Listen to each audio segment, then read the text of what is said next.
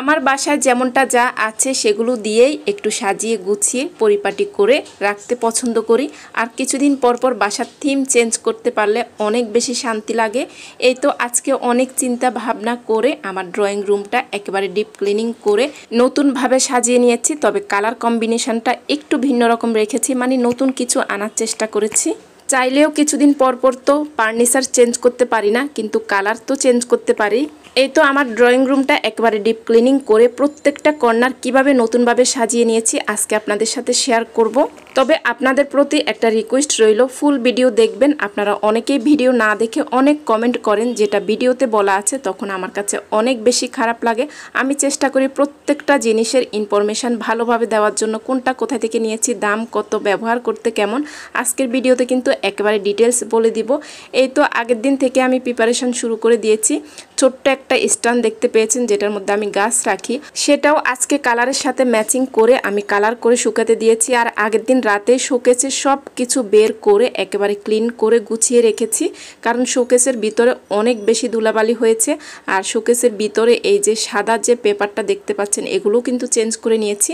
এখন শুধু বাইরের গ্লাসটা মুছে ভিতরে একটু গুছিয়ে নিচ্ছি, সামান্য একটু এলোমেলো ছিল। আসলে কষ্ট হলেও যখন ক্লিন করে ফেলি তখন যে কতটা শান্তি লাগে এভাবে দেখতে বলে বোঝানো যাবে না। আর এই তো শোকেসের পিছনের যে অংশটা সেটাও কিন্তু আমি সাদা পেপার দিয়ে একটু আইকা দিয়ে লাগিয়ে নিয়েছি, এতে করে আরও বেশি ভালো লাগছে। আমার শোকেসটা অনেক বেশি বড়, গোছাতে অনেক বেশি সময় লেগে গিয়েছে।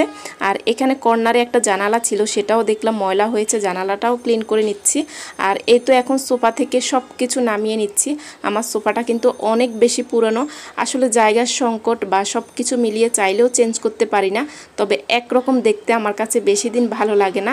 যাই হোক, সোফাগুলো ভালো করে ঝেড়ে এখন একদম ক্লিন করে নিচ্ছি। একটা উড ক্লিনার দিয়ে প্রত্যেকটা ছোট ছোট জায়গা ভালো করে ক্লিন করে নিয়েছি। এখন এখানে শু র্যাক ছিল, সেটাও ক্লিন করে নিয়ে ফ্লোরটাও ক্লিন করে নিয়েছি। সব তো ক্লিন করা শেষ। এই তো এখন নতুন সোফা কভার নিয়েছি, সেটা বের করে নিচ্ছি। আর এবারের কালার কম্বিনেশনটা কেমন হয়েছে অবশ্যই জানাবেন। আমরা অনেক চিন্তা ভাবনা করে এই কালারটা দিয়েছি। আর এই পেজ থেকে আমার ফ্যামিলির জন্য এই নিয়ে চতুর্থবার নেওয়া। এর আগে আমি একটা ব্যবহার করেছি, খুবই ভালো কোয়ালিটির ছিল। এরপরে আমার ভাই একটা নিয়েছে, বোন একটা নিয়েছে। সোফার কভারগুলো খুবই ভালো ছিল।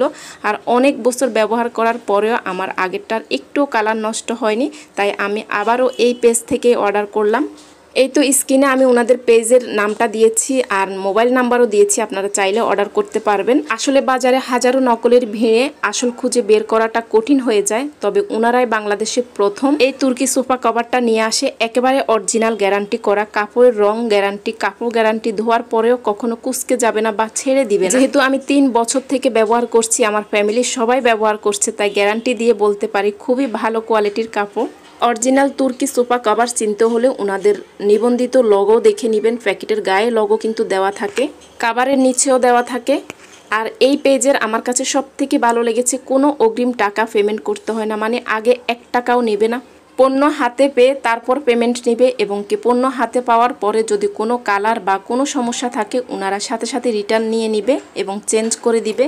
আমার জানা মতে অনেকেই দেখেছি এরকম সোফা কভার এবং টেবিল চেয়ার কভার নিয়েছেন, কিছুদিন পর পর একেবারে কাপড় ছেড়ে দিয়েছে বা কুঁচকে গিয়েছে এবং কালার নষ্ট হয়ে গিয়েছে। তবে আমি যেহেতু ব্যবহার করছি আমি জানি এটার কালার গ্যারান্টি কতটুকু, তাই আমি আবারও নিলাম। একেবারে বিশ্বস্ত একটা পেজ, আপনারা চাইলে কিন্তু নিতে পারেন। আমরা ফার্নিচার চেঞ্জ করতে পারি না কিছুদিন পর পর, এরকম কালার চেঞ্জ করলে কিন্তু ঘরের লুকটাই চেঞ্জ হয়ে যায়। শুধু সৌন্দর্য বৃদ্ধিই নয়, এই সোফা কভারগুলো কিন্তু ডাস্ট প্রুফ, ধুলাবালি একেবারেই হয় না। আমি যেহেতু ব্যবহার করছি আমি জানি, বেশ কিছুদিন পর একটু ঝেড়ে ফেললে আবার চকচকে হয়ে যায়, একেবারে ধুলাবালি লেগে থাকে না, এবং কি সহজে কভারটা নড়েও যায় না। বাচ্চারা দুষ্টামি করলেও কিন্তু নড়ে যায় না, কারণ ভিতরে প্রত্যেকটার ফিতা দেওয়া আছে, ফিতা দিয়ে এগুলো বেঁধে রাখা হয়। এর আগে আমি অন্য কালার নিয়েছি, এবার এই কালার চয়েস করলাম। আপনাদের কাছে কেমন লেগেছে অবশ্যই জানাবেন। তবে এগুলো ছাড়াও ওনাদের কাছে অসংখ্য কালার আছে। এই সোফা ছাড়াও কন্যা সোফা সহ বিভিন্ন ধরনের সোফা এবং ডাইনিং টেবিল চেয়ারের কভারও কিন্তু ওনাদের কাছে আছে। আমি কিন্তু ডেসক্রিপশন বক্সেও পেজের নাম মেনশন করে দিয়েছি এবং স্ক্রিনও দিয়েছি। আপনারা ইউটিউব চ্যানেল থেকে দেখেন এবং ফেসবুক পেজ থেকে দেখেন, অবশ্যই ভিজিট করবেন। আর ভালো লাগলে অর্ডার করতে পারেন, খুবই ভালো কোয়ালিটির পণ্য। সোফার একেবারে পিছনে এবং সামনে নিচ পর্যন্ত কভার করা থাকে, তাই সোফাগুলো খুবই ক্লিন থাকে। যাই হোক, অনেক আপুরের প্রশ্ন থাকে, তাই একেবারে ডিটেলস বলে দিলাম। তবে আজকে আমার ড্রয়িং রুমের কালার কম্বিনেশন সহ ফুল ড্রয়িং রুম সাজানো কেমন হয়েছে একটা কমেন্ট করে জানাবেন, কিন্তু আমি অপেক্ষায় থাকবো। আজকে এখানেই বিদায় নিচ্ছি। আল্লাহ হাফেজ, আসসালামু আলাইকুম।